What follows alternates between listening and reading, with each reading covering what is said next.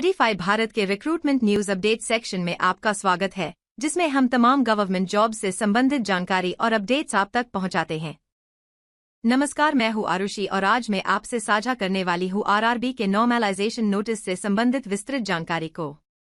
हाल ही में आरआरबी ने एक नोटिस जारी किया है, जिसमें वर्ष 2024 में रेलवे में विभिन्न पदों के लिए होने वाली परीक्षाओं के लिए नॉर्मलाइजेशन किस प्रकार किया जाना है, इसको बताया गया है। आइए इस नोटिस को विस्तार से समझते हैं।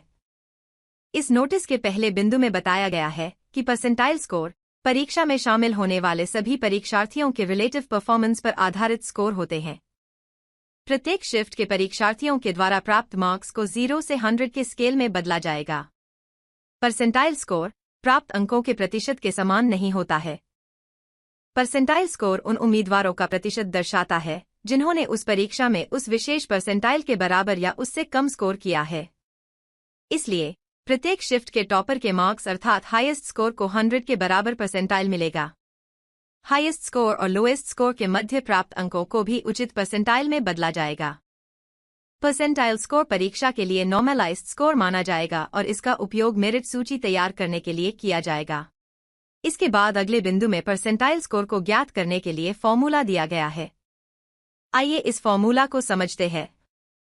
मान लीजिए कि ऐश्वर्या शिफ्ट 1 में एग्जाम देती है, तब शिफ्ट 1 में ऐश्वर्या के बराबर या उससे कम मार्क्स लाने वाले परीक्षार्थियों की संख्या को शिफ्ट 1 में कुल परीक्षार्थियों की संख्या से विभाजित करके 100 से गुणा करके परसेंटाइल स्कोर ज्ञात किया जाएगा।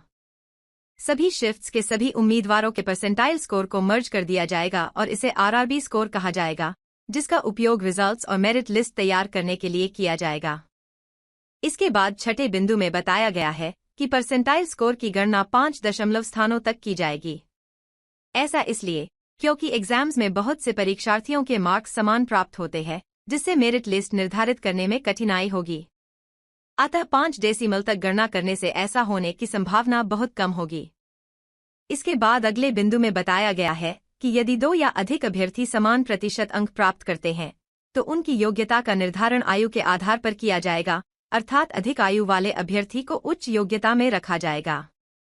तथा यदि आयु समान है, तो नाम के अल्फाबेटिकल ऑर्डर को ध्यान में रखा जाएगा। परसेंटाइल स्कोर के आधार पर मेरिट को अंतिम रूप देने के लिए केवल उन उम्मीदवारों को मेरिट सूची में शामिल किया जाएगा जिन्होंने न्यूनतम प्रतिशत अंक प्राप्त किए हैं। इस बिंदु में विभिन्न कैटेगरीज के लिए न्यूनतम आवश्यक प्रतिशत मार्क्स भी बताए गए हैं, जैसा कि आप स्क्रीन पर देख सकते हैं।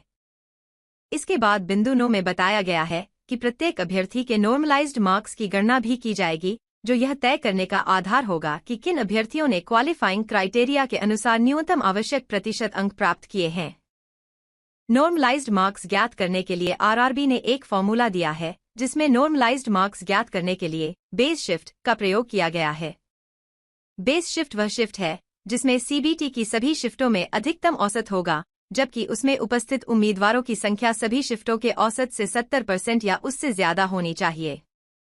अगर 2 शिफ्टों का अधिकतम औसत बराबर है, तो अधिकतम व्यक्तिगत अंकों वाली शिफ्ट को बेस शिफ्ट माना जाएगा।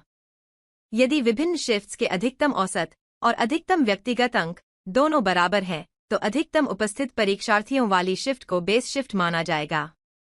आप इस नॉर्मलाइजेशन नोटिस को स्टडी 5 भारत के आरआरबी टेलीग्राम ग्रुप से डाउनलोड कर सकते हैं, जिसका लिंक इस वीडियो के डिस्क्रिप्शन में है, या स्टडी 5 भारत की एप्लीकेशन से भी इसे डाउनलोड किया जा सकता है। तो इस बुलेटिन में इतना ही।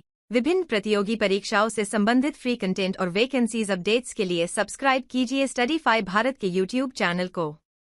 धन्यवाद।